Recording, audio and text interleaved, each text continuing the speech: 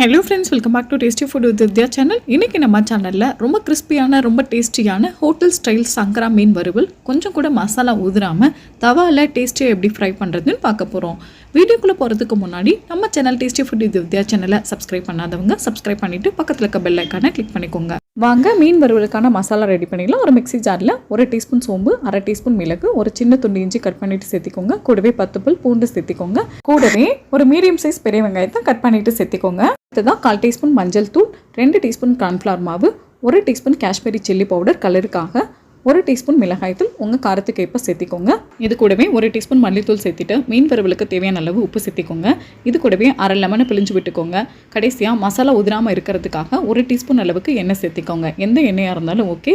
சேர்த்திட்டு மிக்சியில் நல்லா ஃபைன் பேஸ்ட்டாக அரைச்சி எடுத்துக்கோங்க. அளவுக்கு நல்லா ஃபைன் பேஸ்ட்டாக அரைச்சிட்டு மீனில் அப்ளை பண்ணிக்கோங்க. அப்போ தான் மீன் வறுக்கும் போது கொஞ்சம் கூட உதிராமல் நல்லா ஒட்டி வரும்.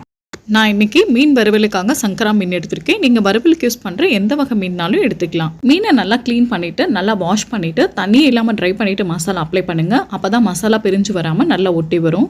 மீனுக்கு இடையில போட்டிருக்கிற கோட்டிலலாம் நல்லா மசாலா படுற மாதிரி அப்ளை பண்ணி விட்டுட்டு 1/2 ஹவர்லேருந்து 2 மணி நேரம் வரைக்கும் உங்களுக்கு எவ்வளோ நேரம் முடியுமோ அவ்வளோ நேரம் ஊற வச்சு எடுத்துக்கோங்க. வெளியில் வச்சு ஊற வச்சாலும் ஓகே, இல்லை ஃப்ரிட்ஜில் வச்சு ஊற வச்சாலும் ஓகே. நான் 1 ஹவர் ஊற வச்சுருக்கேன்.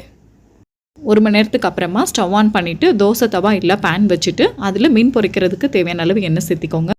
எண்ணெய் நல்லா சூடானதுக்கு அப்புறமா ஒரு கொத்து கறிவேப்பிலை சேர்த்திக்கோங்க. இது மீன் வறுவலுக்கு நல்ல வாசனையை கொடுக்கும். இப்போது எண்ணெய் நல்லா சூடாக இருக்குது. நம்ம மசாலா தடவி வச்சுருக்கிற மீனை சேர்த்து பொரிச்சிக்கலாம். எண்ணெய் சூடாகிற வரைக்கும் ஸ்டவ்வை ஹை ஃப்ளேமில் வச்சுக்கோங்க. மீன் சேர்த்ததுக்கப்புறமா ஸ்டவ்வை மீடியம் ஃப்ளேமில் வச்சுக்கோங்க. ஹை ஃப்ளேமில் வச்சு மீன் பொரிச்சிங்கன்னா வெளியில் சீக்கிரம் தீஞ்சிடும், உள்ளே மீன் வெந்திருக்காது.